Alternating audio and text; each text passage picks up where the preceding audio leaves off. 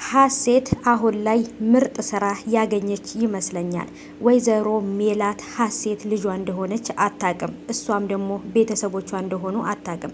ወይዘሮ ሜላት ከ16 ዓመት በፊት የጠፋችባትን ልጇን ፎቶዋን ይዛ 16 ዓመት ሙሉ ታለቅሳለች። ሀሴት ግን በቤት ሰራተኝነት እቤታቸው ገብታለች። ሰላምም እህቷና ምናሜም ደግሞ ወንድሟ ነው። ግን ደግሞ ይሄን ነገር የምታውቀው ነገር የለም። ያሳደጓት አባቷ ስለታመሙባት እሳቸው ለማስታመን ብላ የተማረችበት እጅግ በጣም ደስ በሚል ውጤት በዶክተርነት ነበረ የተማረችው። አባቷን ለማሳከም ብሩ ስላነሳት ወደ አዲስ አበባ መጥታለች። ያንንም አዲስ አበባ ከመጣች በኋላ ነበረ በእናቷ ቤት በቤት ሰራተኝነት የገባችው። ሰላም ሰላም፣ ውድ የተከበራችሁ የቻናሌ ተከታታዮች እንዴት ናችሁ? ከኔ ጋር ሁሉ ሰላም ነው። ሰላማችሁ ይብዛልኝ ባላችሁበት ውድ ቤተሰቦቼ። ለቻናሌ አዲስ ከሆናችሁ ሰብስክራይብ እያረጋችሁ ቤተሰብ ሁኑ። ዛሬም ደግሞ እጅግ በጣም ምርጥና አሪፍ የምትወዱትን ድራማ ይዤላችሁ መጥቻለሁ።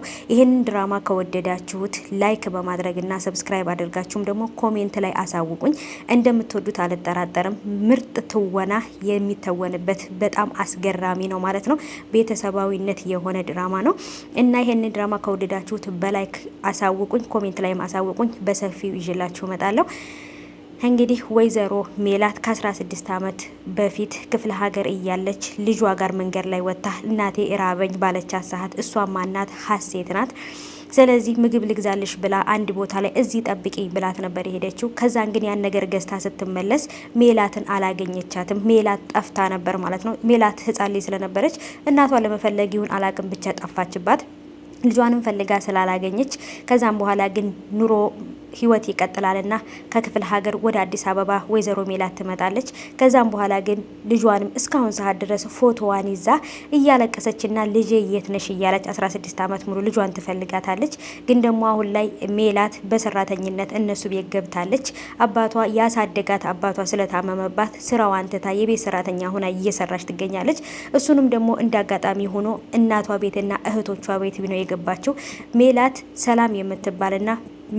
ሰላም የምትባል እህትና ምናሜ የሚባል ወንድም ከናቷ አላት። ይህን ነገር ግን አታውቅም። ቤት ውስጥ በሰራተኝነት እየሰራች ነው። ሰላም ደግሞ ጸባይ ያላት አስከፊ ጸባይ ያላት ልጅ ናት። ለቤተሰብ ክብር የሌላት፣ ለእናቷ ክብር የሌላት በጣም ሞልቃቃ የምትባል አይነት ልጅ ናት ሰላም ማለት ነው። ምናሜ ደግሞ በጣም ለእናቱ ክብር ያለው በጣም ምርጥ ልጅ ነው። ይሄ ድራማ ከወደዳችሁ ለእናቱ ክብር ያለው ለቤተሰቦቹ ክብር ያለው በጣም ምርጥ ልጅ ነው ምናሜ ማለት ነው።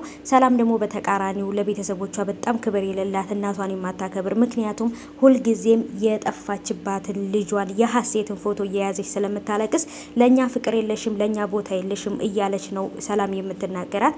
ሀሴት ግን ምን አለበት እህቶቿን እሷም ሰላምም እህቷ ምናሜም ወንድሟ እንደሆነና ወይዘሮ ሜላትም እናቷ እንደሆነች ብታቅ ብዬ ተመኘውኝ። ምክንያቱም ያለ ቤተሰብ ማደግ ምንነትን አለማወቅ እጅግ በጣም ከባድ ነው። ያደገችበት እጅግ በጣም አሪፍ በሚባል ነገር ነው ያደገችው። ቢሆንም ግን ደግሞ የማንነት ጥያቄ ማንኛችንም ቢሆን ይጠይቀናል። እኔ ማነኝ? የማን ልጅ ነኝ? እናቴ ማናት? አባቴ ማናት? የሚል ጥያቄ ግዴታ አይምሯ ይጠይቃታል። ስለዚህ ውድ ቤተሰቦች ይህንን ከወደዳችሁት ላይክ አድርጎ አሳውቁኝ፣ እሰራለሁ።